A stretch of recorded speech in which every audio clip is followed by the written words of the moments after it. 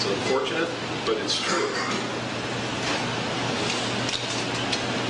Our forefathers belonged to these secret societies. Now, some people have come to me and said, Bill, you claim the Constitution is so great. How can you do that and then say that our forefathers are members of this secret society that's trying to destroy this country and bring about the New World Order? They think there's a dichotomy there, and there's not. Because this was the grand experiment. It was also the antithesis to the monarchs, the kings and queens of Europe, whom they had sworn to topple from their thrones.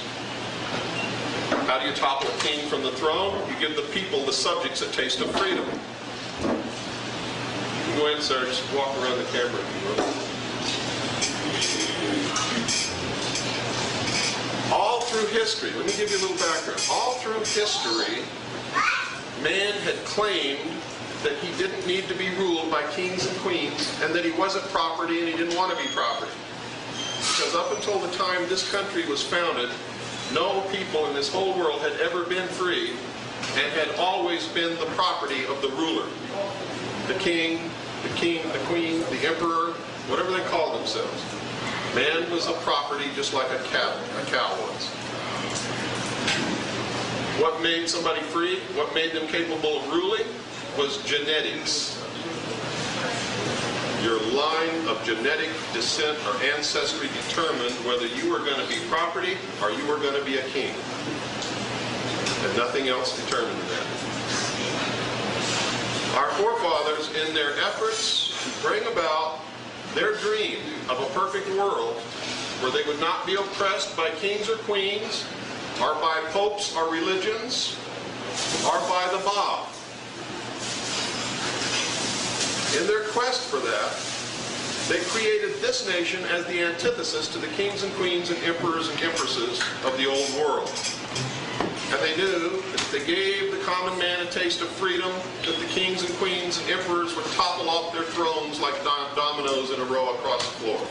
And that's exactly what happened. Not long after this country was established, the French Revolution took place by the same groups. The same secret societies caused the French Revolution, caused the revolution in this country. All of our forefathers belonged to the Freemasons. They were all also Knights Templars.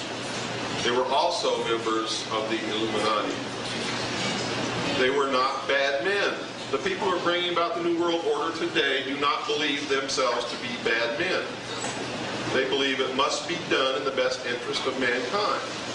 And they believe that the end justifies the means, so that if they have to kill 2 billion people to realize the dream, there will finally be 1,000 years of peace. But their logic is convoluted, and they're tripping over their own philosophy in many places, as you will find out when you begin to seriously study this, if you do, and I hope that you do. They founded this country, and they gave us the most perfect document for ruling a country that has ever been written in the history of the world, the Constitution of the United States and the Bill of Rights. It did not give us freedoms. It restricted the government. It made us sovereign kings in our own right, and for the first time in the history of the world made the government the chattel slave of the people. It reversed, turned the tables on everything that had gone before. They built into the Constitution and the Bill of Rights every tool that we would ever need to keep our freedom and stay free. They also built into the Constitution 2 things that would ensure our downfall should we prove unworthy of ruling ourselves. And it was the great experiment. Can man rule himself, or must he have a king? And those 2 things they built into the Constitution was the creation of a foreign country within this country called the federal government residing in the District of Columbia, Washington, D.C.